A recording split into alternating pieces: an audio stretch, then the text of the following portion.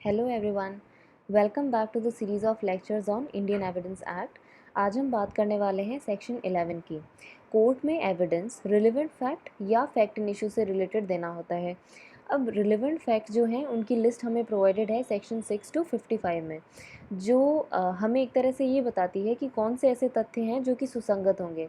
And section 11 is also part of it.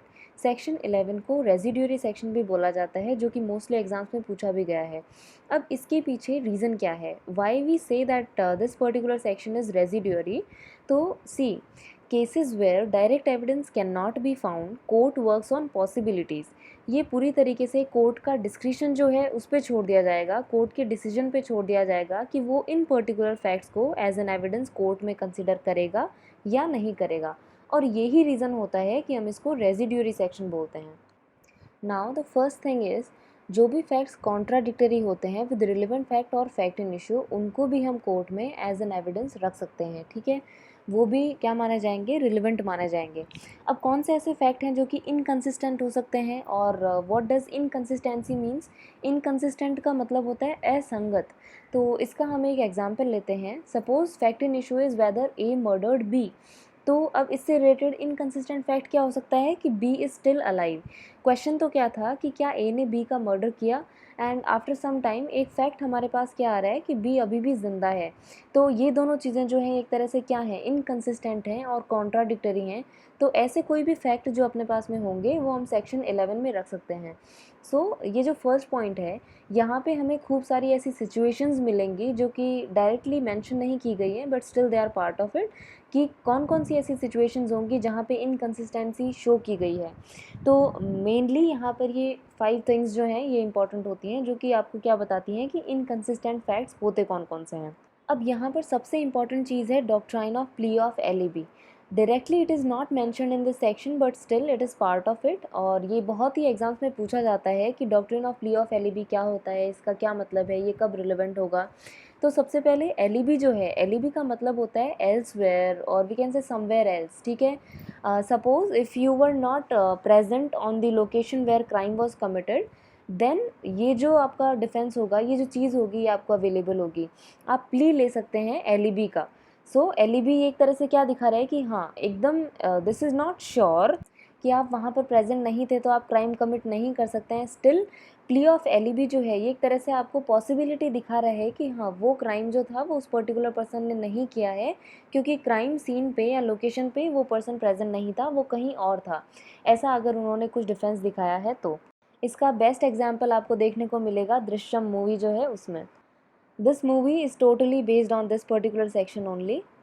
We have few important case laws dealing with this particular plea of alibi, which we are going to discuss later in this video only. Next thing we have is known access of husband to show illegitimacy of child. Let's take an example कि ये कैसे inconsistent fact हो सकते हैं। For example, fact in issue जो है वो आपका ये है कि whether B is legitimate son of A. Now, suppose B was born on 7th of June 2020 at Jaipur. A was in America from November 2017 to 14th June of 2020 and never came to India during this particular time period. Also, B's mother was in India only. So, what this particular situation is showing, that the child is illegitimate. Why? Because there was known access of husband. Next situation in which inconsistency is shown is survival of the alleged deceased. Again, let's take an example. Suppose A is accused of murdering B on 6th of March 2020. Now A proves that B was alive till 1st June 2020. So this fact is relevant under section 11 clause 1 because this is inconsistent with fact in issue.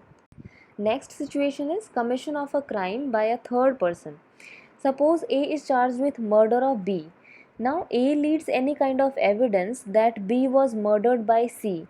So this is admissible, being inconsistent with fact in issue. Next is self-infliction of crime or harm. Suppose A is charge with murder of B, and A जो है वो क्या करता है, वो एक ऐसा evidence लेके आता है जिसके अंदर दिखाते हैं कि बी जो है उसने सुसाइड कमिट किया था। सो ये जो है ये इस चीज़ को क्या बना रहा है, इस पर्टिकुलर फैक्ट इन इशू के इनकन्सिस्टेंसी में लेकर आ रहा है उस पर्टिकुलर फैक्ट को।